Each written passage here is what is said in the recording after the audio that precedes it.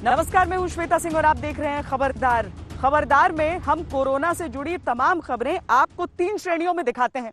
पहले तो वो खबर जो आपके लिए अच्छी खबर है, दूसरी वो खबर जो थोड़ी चिंताजनक है, और तीसरी वो खबर जो सीधे सीधे आपके सरोकार की खबर है। और आपको सही तरीके से हम बताएं तो आज अच्छी खबरें और आपके सरोकार की खबरें जरा ज्यादा हैं। सबसे पहली जो खबर है वो एक तारीख से के संदर्भ में आप देखिए और समझिए कि 16 मई की तारीख को इतनी अहमियत क्यों दी जा रही है। क्यों कहा जा रहा है कि 16 मई तक भारत में सब कुछ ठीक हो जाएगा।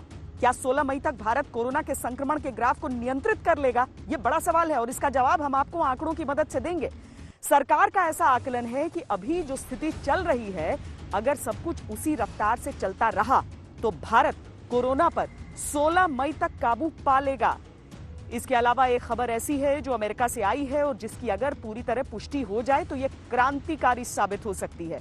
अमेरिका के डिपार्टमेंट ऑफ होमलैंड सिक्योरिटी ने अपनी स्टडी में यह दावा किया है कि कड़ी धूप और गर्म वातावरण में कोरोना वायरस मिनटों में मर जाता है। इस स्टडी पर अमेरिका के राष्ट्रपति डोनाल्ड ट्रंप ने बाकायदा बयान दे दिया है और अमेरिका को इस बात की उम्मीद है कि गर्मी बढ़ने से कोरोना वायरस का प्रभाव कम हो जाएगा। हालांकि बहुत से वैज्ञानिकों की राय ट्रंप से और इस स्टडी से मेल नहीं खाती। ये आप सबके लिए काम की खबर है। गर्मी का कोरोना वायरस पर क्या असर पड़ता है, हम इसका गहरा विश्लेषण करेंगे अगले कुछ ही मिनटों में। एक और पॉजिटिव खबर यह है कि प्लाज्मा थेरेपी से कोरोना के गंभीर मरीजों का इलाज किया जा सकता है। आज दिल्ली के मुख्यमंत्री अरविंद केजरीवाल ने कोरोना के खिलाफ प्लाज्मा थेरेपी के ट्रायल के बेहतर नतीजों का दावा किया है। अभी इस पर और परीक्षण चल रहे हैं।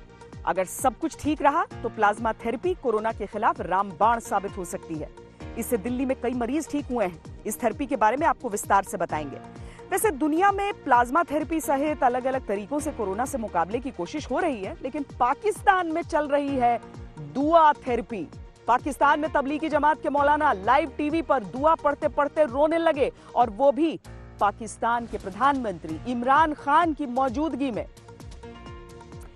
आज अहमदाबाद के म्युनिसिपल कमिश्नर ने एक चिंताजनक बात कही है। उनका दावा है कि अहमदाबाद में हर तीसरे दिन केस डबल हो रहे हैं। अगर ऐसा चलता रहा तो 15 मई तक अहमदाबाद में 50,000, 31 मई तक 8 लाख केस हो जाएंगे। ये बहुत चिंता की बात है। हमारी टीम ने अहमदाबाद में ग्राउंड रिपोर्टिंग की है, वो भी दिखाएंगे। भारत में कोरोना के मामले 23,000 के पार जा चुके हैं। ये चिंताजनक है, लेकिन आज स्वास्थ्य मंत्री डॉक्टर हर्षवर्धन ने इन चिंताओं के बीच 2 पॉजिटिव खबरें दी। उन्होंने कहा कि देश अभी कोरोना के 3rd स्टेज में नहीं है और 5 लाख से ज्यादा लोगों के टेस्ट होने के बाद भी कोरोना पॉजिटिव केस सिर्फ 3 से 4% हैं। और एक अच्छी खबर यह है कि भारत ने फैसला किया है कि घटिया क्वालिटी की जो टेस्ट किट्स हैं, जिन जिन देशों ने दी हैं, सबको वापस भेजी जाएंगी जहां से इन्हें मंगवाया गया था, और भारत घटिया किट देने वाले देशों को इसकी एवज में कोई रकम भी नहीं देगा।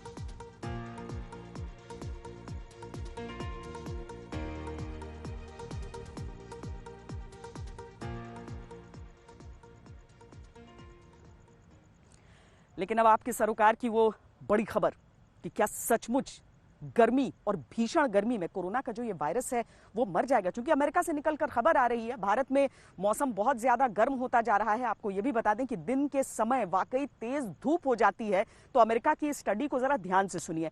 अमेरिका की स्टडी में यह दावा किया जा रहा है कि कोई भी अगर 2 मिनट तक तेज कड़े धूप में ये कीटाणु रहे, ये वायरस रहे कोरोना का, तो वो सरवाइव नहीं कर सकता है। डोनाल्ड ट्रंप बहुत ज्यादा उत्साहित हो गए इस पूरी रिसर्च के बाद। प्रेस कॉन्फ्रेंस के दौरान उन्होंने क्या क्या कहा वो भी दिखाएंगे। लेकिन अमेरिका में ये जो क्रांतिकारी स्टडी हुई है उसके बारे में पूरा बताते हैं आपको। अमेरिका में कोरोना वायरस टास्क फोर्स के प्रेजेंटेशन के दौरान वैज्ञानिकों ने बताया था ये कि कोरोना वायरस सूर्य की रोशनी में 2 मिनट में मर जाता है। इस स्टडी को लेकर अमेरिकी राष्ट्रपति डोनाल्ड ट्रंप इतने उत्साहित हुए कि उन्होंने अपनी प्रेस ब्रीफिंग में कोरोना वायरस को लेकर एक अजीबोगरीब सलाह दी। उन्होंने कहा कि किसी तरह हमें ऐसी ही पावरफुल रोशनी को मरीजों के शरीर के भीतर पहुंचाना चाहिए ताकि वायरस शरीर के अंदर मर जाए। अब इस बात पर ट्रंप का मजाक तो उड़ना था तो उड़ा। दुनिया भर में कोरोना वायरस पर गर्मी और धूप के असर को लेकर बहस भी साथ ही शुरू हो गई। कोरोना वायरस के बारे में सबसे पहले दावा किया गया था कि इस मौसम के बदलाव का कोई असर नहीं पड़ेगा, जिसके बाद से इस विषय पर बहस चल रही है। ट्रंप ने जिस रिसर्च के हवाले से यह बात कही है उसका आधार यह है कि जो ब्रीफिंग के दौरान उन्होंने जिस रिसर्च का हवाला दिया वो DHS यानी अमेरिका के डिपार्टमेंट ऑफ होमलैंड सिक्योरिटी की रिपोर्ट है। इस रिपोर्ट में यह जानकारी दी गई कि कोरोना वायरस अलग अलग तापमान, जलवायु और सतह पर किस तरह की प्रतिक्रिया करता है। इस दिशा में रिसर्च की एक वजह यह भी थी कि यूरोपीय देशों के मुकाबले कोरोना वायरस का एशियाई देशों में कम प्रभाव देखने को मिल रहा है।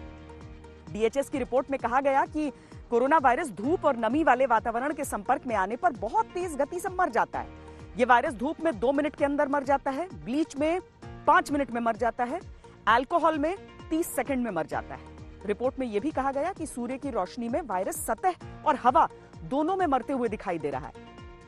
रिपोर्ट में यह सामने आया कि यह खतरनाक वायरस ठंडे और सूखे वातावरण में बेहतर रूप से जीवित रहता है, वहीं गर्म और ज्यादा नमी वाले वातावरण में यह वायरस ठीक तरह से पनप नहीं पाता है। DHS के साइंस एंड टेक्नोलॉजी डायरेक्टरेट के वैज्ञानिक विलियम ब्रायन ने अपनी ब्रीफिंग में इन बातों को एकदम पुष्ट करने के बजाय उभरते हुए तथ्य कहकर संबोधित किया था। उन्होंने ऐसा शायद इसलिए किया क्योंकि अभी इस विषय पर लगातार रिसर्च चल रहा है, लेकिन ट्रंप इसे लेकर बहुत उत्साहित हो गए। उन्होंने ऐसी बातें करनी शुरू कर दी जिनसे मौके पर मौजूद जो वैज्ञानिक थे वो शर्मिंदा होने लगे। जैसे ही वैज्ञानिकों ने सूर्य की रोशनी से कोरोना वायरस के मरने की जानकारी दी, उस पर ट्रंप ने कहा, तुम इस पावरफुल रोशनी को त्वचा या किसी दूसरे तरीके से शरीर के अंदर ले जाओगे और इसका टेस्ट करोगे। इस अजीबोगरीब सलाह के बाद वहां मौजूद 2 वैज्ञानिक झेप गए, उन्होंने चुप्पी साध ली। वैज्ञानिक ब्रायन और टास्क फोर्स की कोऑर्डिनेटर डेबोरा ब्रिक्स की शर्मिंदगी पूरी दुनिया ने देखी। आपको ये पूरी बातचीत सुननी चाहिए। Supposing we hit the body with a tremendous, whether it's ultraviolet or just very powerful light, and I think you said that hasn't been checked, but you're going to test it.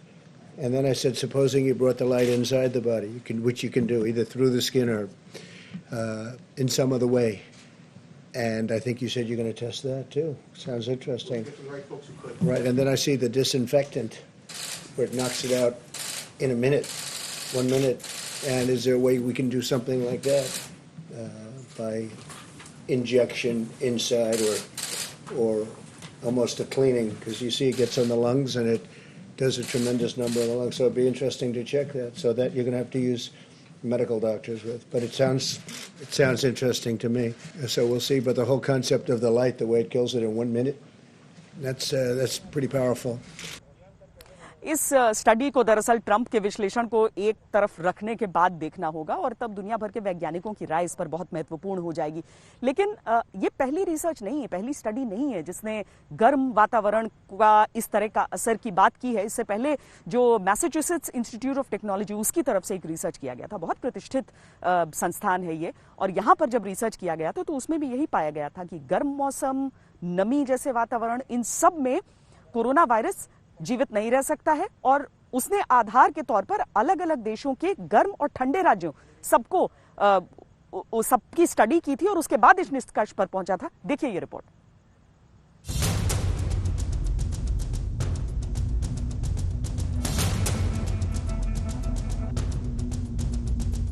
क्या corona virus पर मौसम और तापमान का असर होता है? America के MIT के वैज्ञानिकों ने इस पर स्टडी की थी और ये निष्कर्ष निकाला था कि मौसम जितना ज्यादा गर्म होगा और हवा में जितनी ज्यादा नमी होगी, संक्रमण उतना ही कम फैलेगा। इस स्टडी के लिए दुनिया के तमाम देशों का डेटा इकट्ठा किया गया और डेटा के विश्लेषण से पता चला कि कोरोना वायरस संक्रमण के ज्यादातर मामले उन देशों में आए जहां तापमान 3 से 17 डिग्री सेल्सियस था और नमी 4 से 9 ग्राम प्रति मीटर क्यूब थी। स्पेन, इटली और ब्रिटेन जैसे देश इसी श्रेणी में आते हैं। MIT के वैज्ञानिकों के मुताबिक 18 डिग्री सेल्सियस से ज्यादा तापमान और 9 ग्राम प्रति मीटर क्यूब से ज्यादा नमी वाले देशों में संक्रमण के मामले 6% कम हैं और दक्षिण अमेरिका के कई देशों में कोरोना संक्रमण की दर कम है। अमेरिका में गर्म और ठंडे राज्यों में संक्रमण का स्तर अलग अलग है। कई एशियाई देशों में संक्रमण फैलने की दर बाकी देशों जितनी तेज नहीं है, क्योंकि यहाँ के वातावरण में नमी 10 ग्राम प्रति मीटर क्यूब से ज्यादा होती है। वैज्ञानिकों ने ये बात भी जोड़ी थी कि भारत, पाकिस्तान, इंडोनेशिया और अफ्रीका के देशों में कम संख्या में कोरोना के टेस्ट हुए हैं, ये भी एक फैक्टर है। लेकिन सिंगापुर, UAE और सऊदी अरब में अमेरिका, इटली की तुलना में ज्यादा टेस्ट किए गए। इसके बावजूद वहां संक्रमण के उतने मामले सामने नहीं आए। ऐसे में मौसम, तापमान और नमी भी एक फैक्टर हो सकता है। यहाँ एक सवाल ये भी है कि नमी संक्रमण को फैलने से कैसे रोकती है? तो इसका जवाब भी हम आपको दे देते हैं। जब कोरोना वायरस से संक्रमित कोई व्यक्ति खांसता या छींकता है तो बहुत बारीक कण हवा में फैल जाते हैं और इन्हीं के जरिए संक्रमण फैलता है। अब अगर हवा में नमी कम होगी तो वो हल्की होगी और वायरस या बैक्टीरिया दूर तक जा पाएंगे, लेकिन अगर हवा में नमी ज्यादा होगी तो वो भारी हो जाएगी और वायरस ज्यादा दूर तक नहीं जा पाएंगे। आज तक ब्यूरो।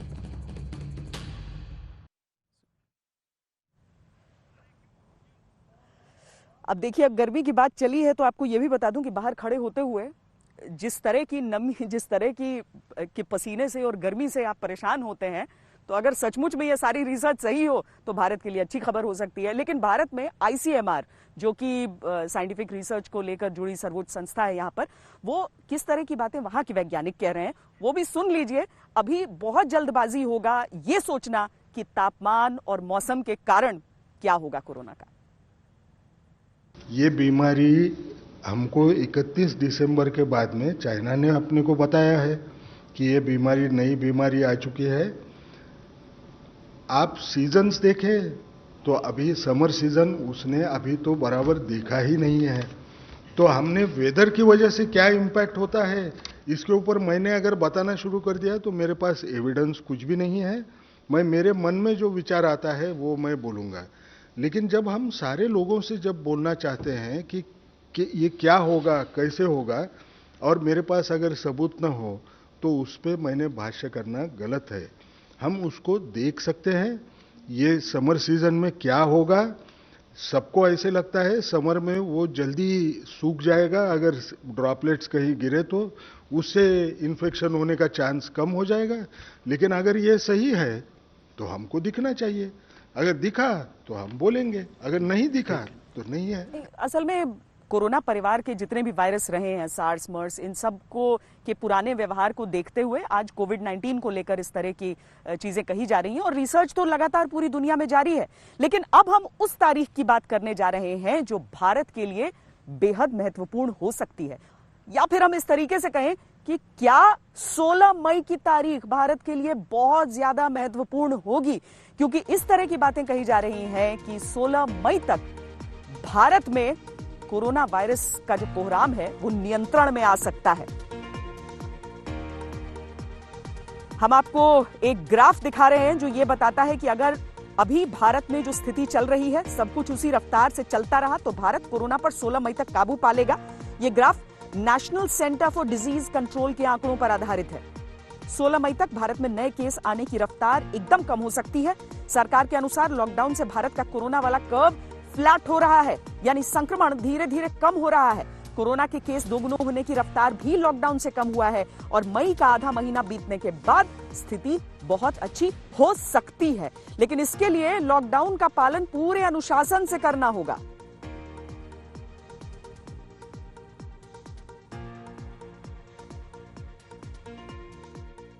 लॉकडाउन का असर जो दिखना शुरू हुआ 4-5 अप्रैल से दिखना शुरू हुआ, वहां मैंने लाइन दिखाई है, क्योंकि उससे पहले वो असर दिखने से पहले हमें वक्त लगता है कि ट्रांसमिशन पे इफेक्ट होने के 10, 12, 14 दिन लगते हैं। तो आप देख रहे हैं कि उसके बाद स्लोइंग हुई है और अगर आप देखें कि मैथमेटिकल मॉडल दिखाता है कि ये ऐसे फ्लैट होना शुरू हो रहा है। और आप ये भी देख रहे हैं कि अभी भी जो हमारी सेकेंड फेज है लॉकडाउन की, उसमें हम मिडिल स्टेज में हैं और क्योंकि असर अगले 14 दिन, 15 दिन, 20 दिन भी चलेगा तो हमारा ये असर मई के पहले से दूसरे हफ्ते तक भी दिखेगा। तो ये बताता है, दर्शाता है कि हमारे देश ने किस तरह से इस आउटब्रेक को रिसेंट टाइम्स में, particularly in the context of lockdown, how it has been handled. ये जो वायरस होता है ना, वो जिंदा भी नहीं होता है, जीवित नहीं होता है, वो एक निर्जीव प्रोटीन है, उस तरह से समझिए। लेकिन उसके कितने पहलुओं पर कितनी शोध इस समय करनी पड़ रही है। गर्मी से जुड़ी हुई बात हमने आपको दिखाई, 16 मई किस तरीके से जुड़ रहा है कोरोना के काल में। और इसके अलावा जो लोग पीड़ित हो रहे हैं, जो लोग संक्रमित हो रहे हैं कोरोना से, उनके इलाज को लेकर भी बहुत शोध चल रहे हैं। तरह तरह की दवाइयों का इस्तेमाल किया जा रहा है। इसी में एक है प्लाज्मा थेरेपी, यानी कोई जो मरीज ठीक हो जाता है उससे प्लाज्मा लिया जाता है और उससे किसी पीड़ित संक्रमित व्यक्ति को इलाज उसका किया जाता है। अब अच्छी खबर यह आ रही है कि दिल्ली के मुख्यमंत्री आज देश के सामने आए और उन्होंने कहा कि दिल्ली में ये उपचार जो है वो काफी कारगर है। आईसीयू के कुछ मरीज थे जिन पर प्लाज्मा थेरेपी को आजमाया गया और वो ठीक होने लगे हैं। देखिए ये रिपोर्ट। ये स्मृति ठक्कर है जो कोरोना के इलाज के बाद अहमदाबाद की पहली प्लाज्मा डोनर बनी है। आईसीएमआर से मंजूरी मिलने के बाद देश के कई राज्यों में कोरोना से ठीक हुए मरीजों के खून से प्लाज्मा लेकर गंभीर कोरोना मरीजों के इलाज का क्लिनिकल ट्रायल शुरू हुआ है। और ऐसे ही कुछ क्लिनिकल ट्रायल्स से सकारात्मक संकेत का ऐलान करने दिल्ली के मुख्यमंत्री अरविंद केजरीवाल शुक्रवार को सामने आए। दावा किया गया कि दिल्ली के एलएनजेपी अस्पताल में भर्ती 4 कोरोना मरीजों की प्लाज्मा थेरेपी ने कोरोना के इलाज पर उम्मीद की लौ जलाई है। हमने पिछले कुछ दिनों के अंदर 4 मरीजों पे ट्रायल करके, एलएनजेपी के 4 मरीजों पे ट्रायल करके देखा। उसके अभी तक के नतीजे उत्साहवर्धक हैं। 4 जो मरीज थे उसमें से 2 मरीजों को मंगलवार को प्लाज्मा दिया गया था, तो आज 3 दिन हो गए उन्हें प्लाज्मा दिए हुए। वो दोनों आईसीयू में थे और मुझे एलएनजेपी के मेडिकल डायरेक्टर जो हैं उन्होंने बताया है कि शायद आज उनको आईसीयू से निकाल के वार्ड में शिफ्ट कर दिया जाएगा।